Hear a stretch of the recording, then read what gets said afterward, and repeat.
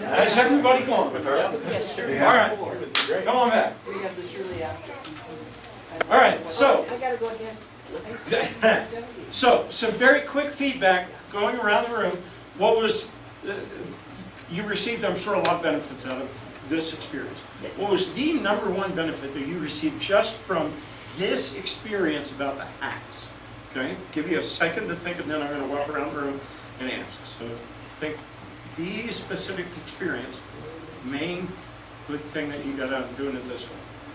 You don't wear just one hat, whether it's two people in a discussion or a whole room full. Thank you. Exactly, Yeah. right. Thank you. That I need to think more about the hat that I'm wearing. Okay, excellent, thank you. Pretty much what Sandy said, the roles or the hats blend at some point. Yes, thank you. Not only in this setting is the hat thing important, because it's also a phone call, a Zoom call, a one-on-one, whatever. Absolutely right. I use this concept of the hats consciously and intentionally in every aspect of my life. In every role that I play, I think about what hat am I wearing, what's the outcome I want. It's just become that natural, and it seems to work. I was, like Sandy said, I was a little bit concerned because I was concentrating on trying to be one hat. Yeah. And I'm sitting there thinking, oh, I just jumped over to another hat and all this stuff. So that was one of the things, being able to concentrate on one hat, but also be able to change hats and blend them together. Excellent. And that actually accomplished my outcome, because my outcome was for you to become conscious about the hats. Because when we start bringing things from the unconscious to the conscious, we can actually do something about it. If it remains in the unconscious, we can't do anything about it. We have no control. We can't be intentional.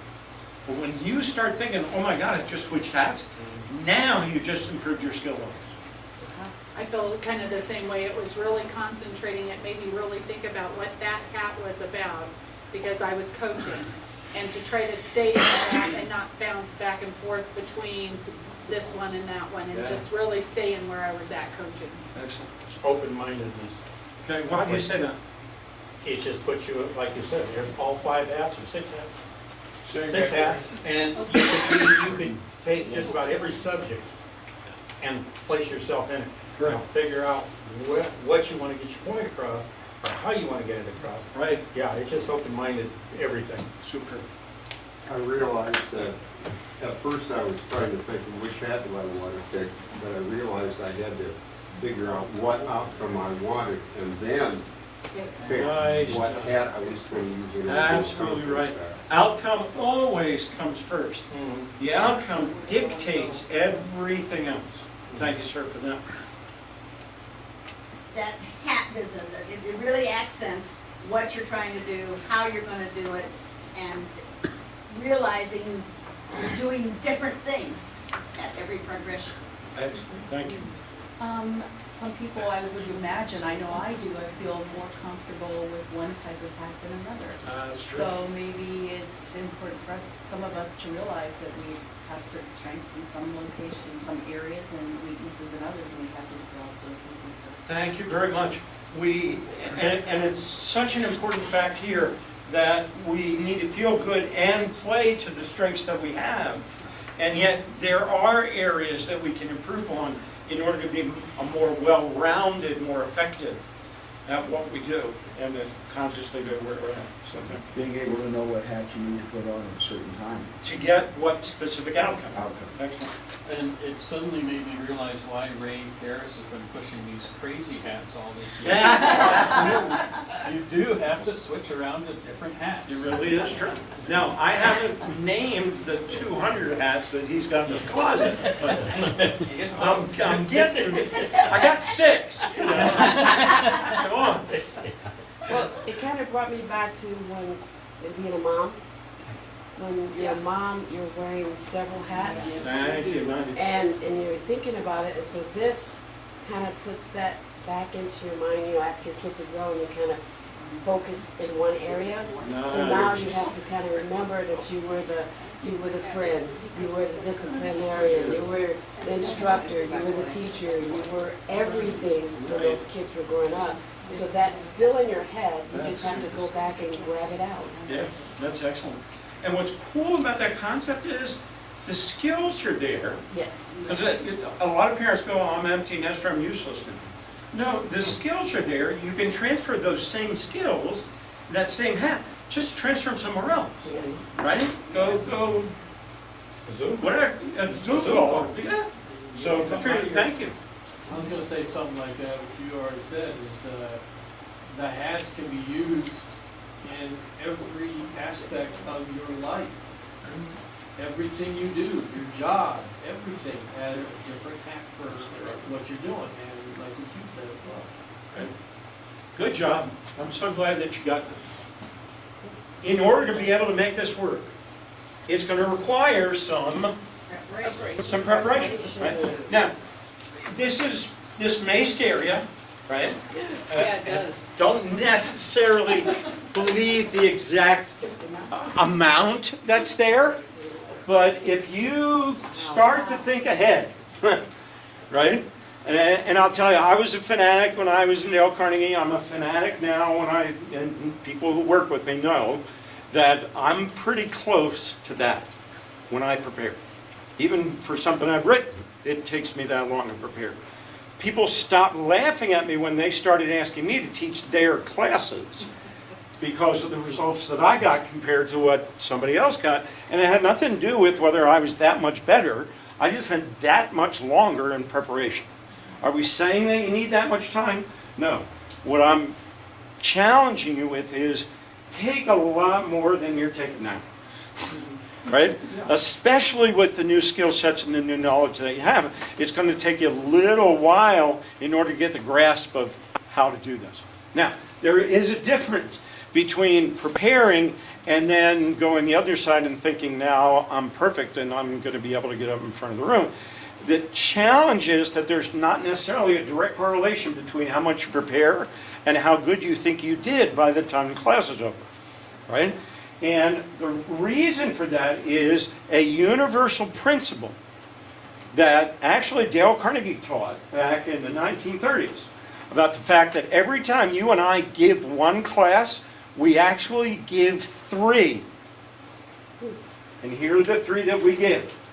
The one that we practiced, the one that we gave, and the one we wish we would have given. Now, how many can relate to that? Yes. Right? Yeah. I've been doing this for 32 years. I still give all three of those presentations every single time. Right? I'm going to leave here today and ride home and think about all the things that I should have done, that I had practiced and prepared to do that I actually didn't do. Right? It's a universal principle. So given the fact that it is a universal principle, stop beating yourself up. Practice, and then go enjoy yourself. Joe, in one of my previous lives, I was an event planner, and I had some pretty sizable 1,000-person events to do. And my boss, who was a very young woman, said, there will be 3 things wrong with every event you put on, and you will be the only one that knows it. That's true. And that was the best thing anybody ever said to me. Absolutely true. Another great tie into this, make you feel a little bit better about presenting the session. On the drill team, that formula is about 10 hours per minute of presentation. And all the rest of the items are true, and this last one is really true. When you pull off that field and they're applauding, you're going, I wish I'd have done this, I wish I could have done this. It's really true.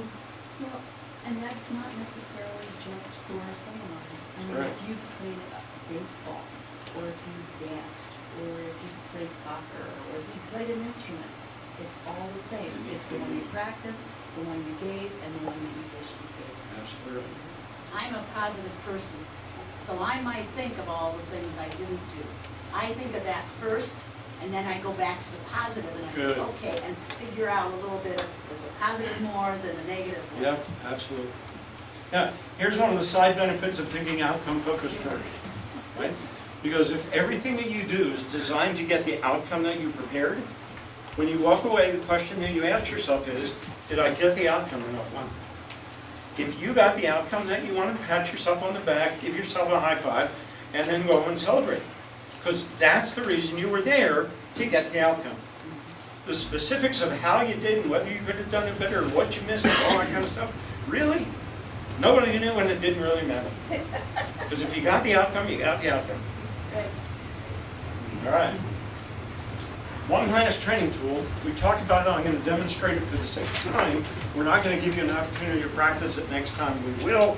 It is called Spotlight, Floodlight, Spotlight.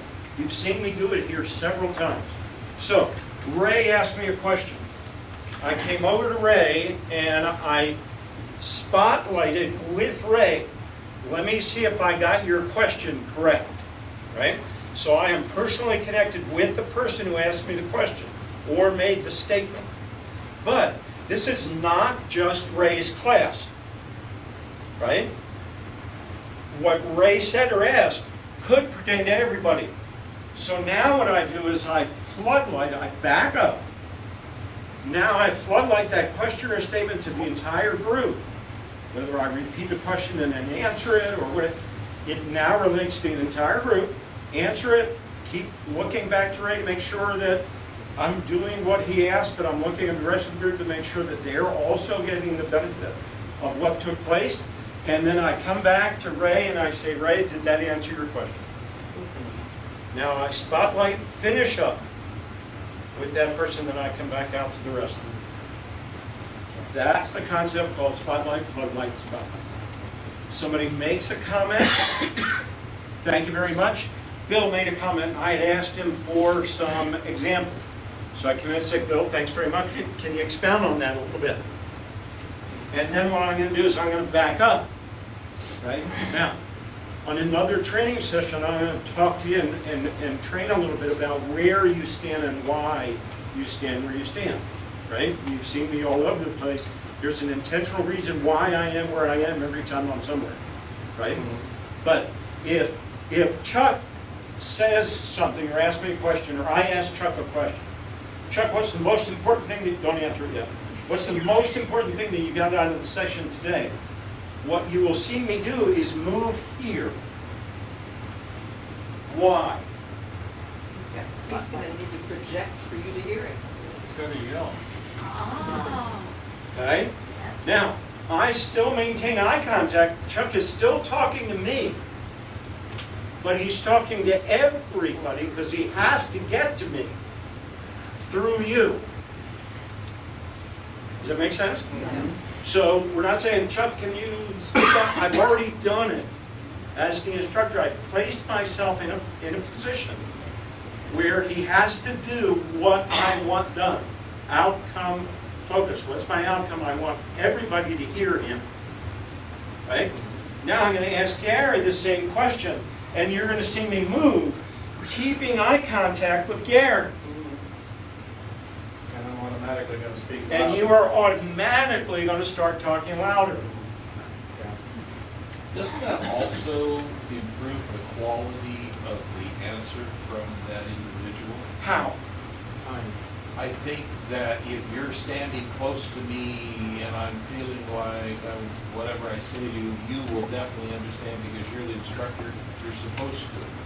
Whereas the rest of us are students, and in giving an answer to the entire group, I need to put your hat on them and project to the group a complete understanding of the subject. It's possible, and it will happen more subconsciously for most people in that way, but yeah, that's certainly one of the outcomes that will happen, for sure.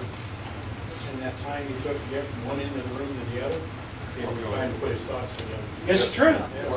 Yes. Yeah, it really is true. Yeah.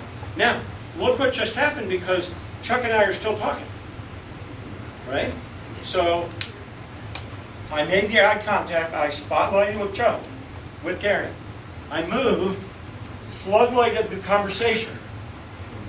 Came and spotlighted a response from Ray. Ray talked, I continued to move. Ray continued to talk to the rest of the group. I came back here and finished up and spotlighted Gary. Great. You see it? Okay, spotlight, floodlight. That takes a lot of practice. It does. Starting at the first time. It's a skill like any other skill. Ride a bike, driving a stick shift car. Right? We all have to start something. Go to the bathroom, it keeps you moving. It's the truth. And as the instructor, when you teach these things so often, you get so bored, you gotta move to keep yourself awake. Yes. All right. Now the truth comes out. There's method to the madness, you don't have any gun again. Okay, now. The last page of your booklet is a document that's going to be important for you and important for us. So if you take a few minutes and fill that thing out, then we'll debrief it. If you would have seen a workshop or a training module that I conducted 25 years ago, or yesterday, or today, you'll see these same two questions at the end of everything I do. Every Zoom call meeting with our teams. Ask any of our team members. I ask the exact same two questions at the end. So if you would, when you have the answer to those two questions, please stand up. Even if you haven't completed it on the last page. Listen, the most important idea that you're going to take away today, and the most important part, and the most important question is, what are you going to do with it when you leave? What are you going to do differently? Because the outcome is, I don't care what you know, I care that you do something different with what you know. So tell us, what's the most important idea you got, and what are you going to do differently as a result of being here today? All righty. So, Robert, who wants to go first? I will. Thank you very much for volunteering. I knew it was coming. So. The thing I learned the most was the idea of the hats and understanding what each of those hats mean and how to better instruct. And what I'll do more, or what I'm going to do in the future is when I prepare is to apply those hats to the preparation of the class to know when those hats are appropriate and how I'm going to handle that. Super. And let's thank everybody for not only just being here, but participating as well as they participate as they speak. So, David, and you can sit down.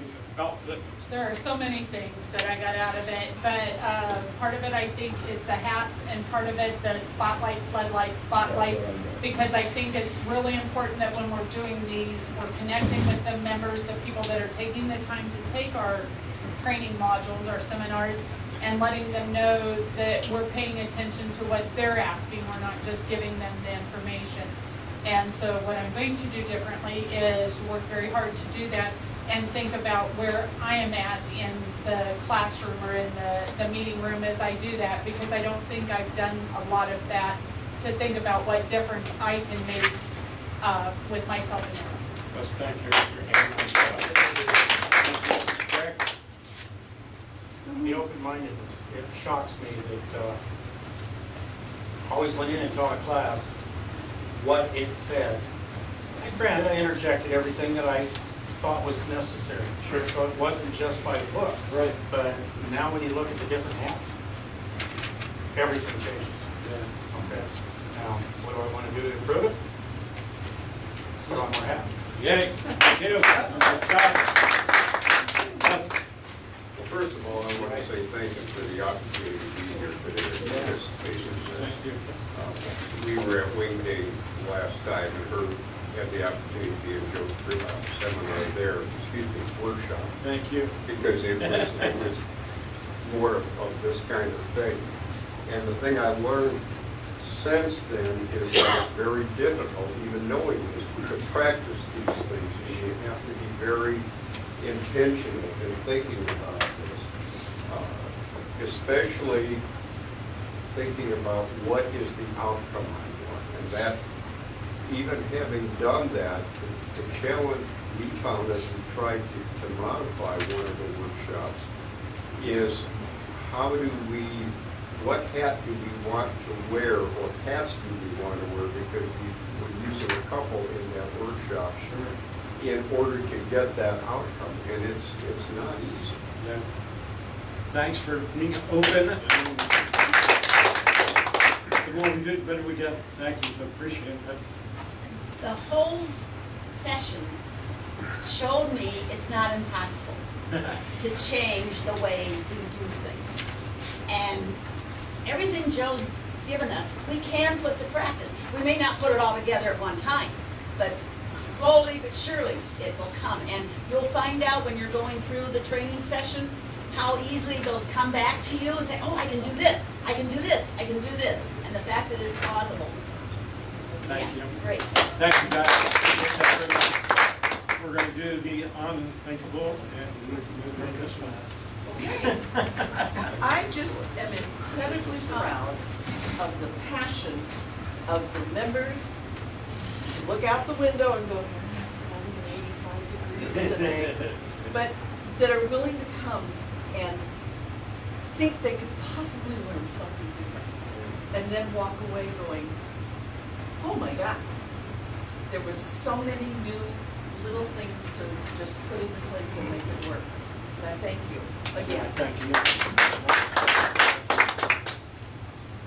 Hard to say which is the most valuable thing, because I think there were a lot of them, but I think the emphasis on the outcome Yeah. and that there are ways, different ways to reach it.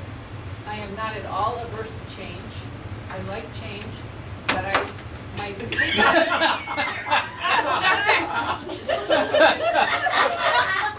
Now, there's a right home conversation. I have witnesses. The things I use in practice, I think that the preparation time is a big factor. I think that's true. But I also want to move outside my comfort zone. Because I know my comfort zone, and I'm very comfortable talking in front of a group. But I think I would be even more comfortable where I'm more prepared and able to utilize some of the skills that you taught us today. And if I didn't have hands, I would talk. Yeah, hey, we all did. Thank you very much. Let's start some appreciation. And I don't know if this will help anybody, but this is how I overcome my anxiety, because I still get scared to death every class I teach. This is specifically the way I do it. I prepare my outcomes, I prepare every section, and what the outcomes are, make sure I get the overall outcome. And here's the last thing I do. I make sure I know word for word the first thing I'm going to say. When I know I can stand in front of the room and know exactly what the first thing is that I'm going to say, and I know what my outcome is, I'm ready. So if that helps at all. It does. Chuck. Oh, which was that would be easy, right? Yeah. So that's too easy. Actually, I think getting the other people or getting the attendees involved, that would be a great thing to help me relax, for one thing, because Yes. now I'm getting feedback, and they also tend to relax me, I think, if I get other people involved.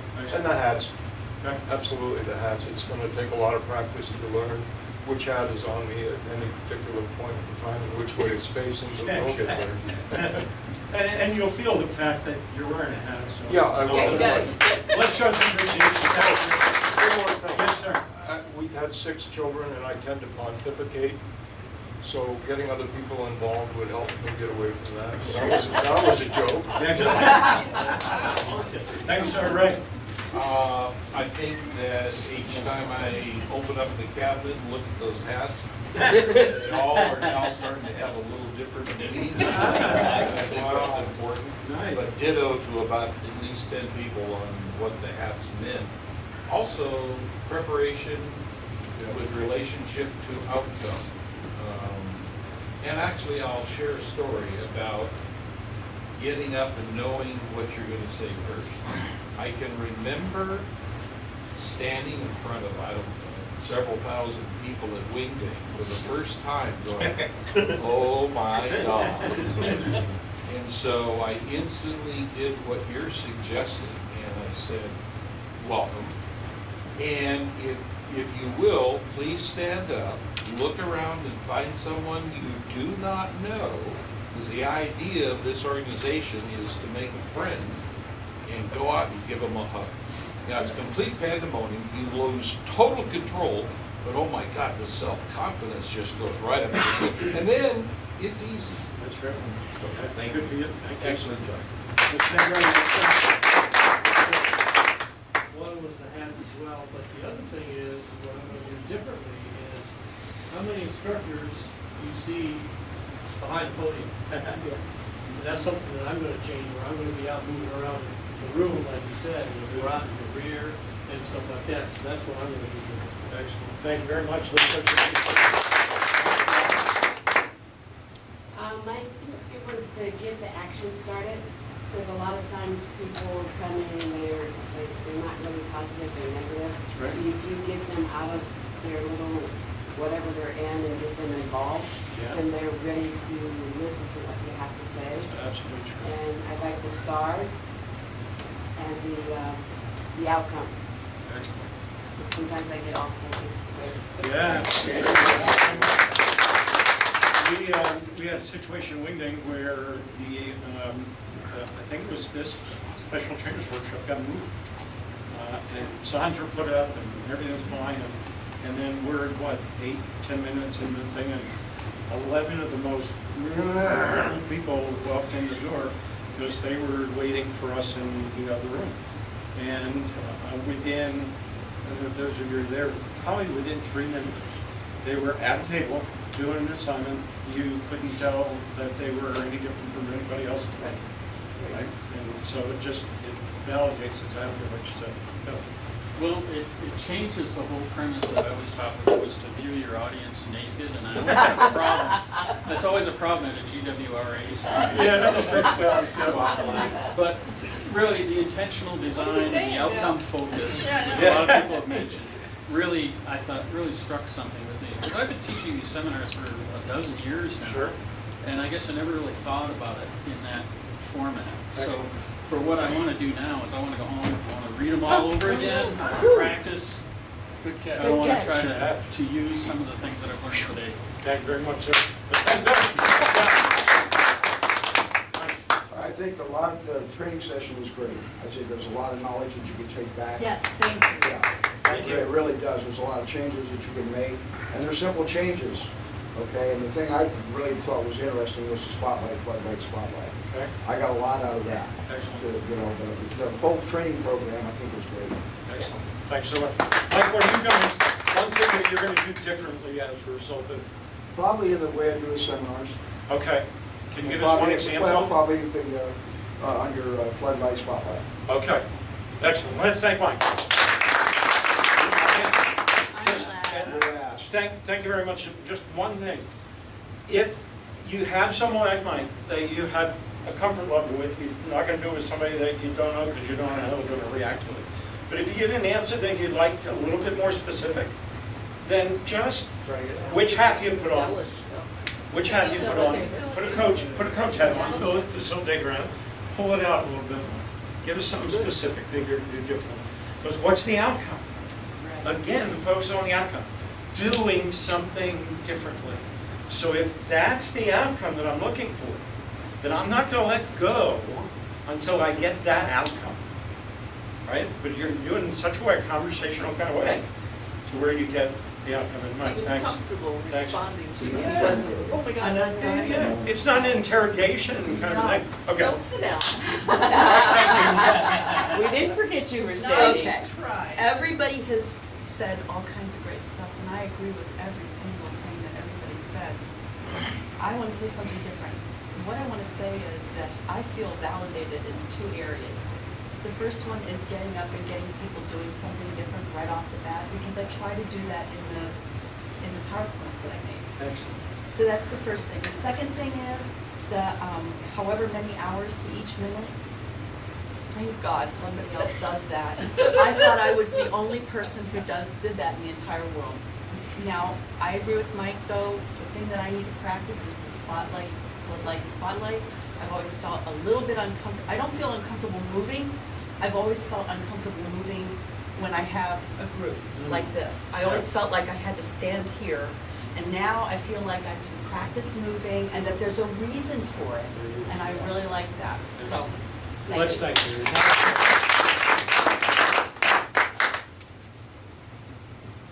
You guys are already pros at doing what you're doing, or you would not be here today.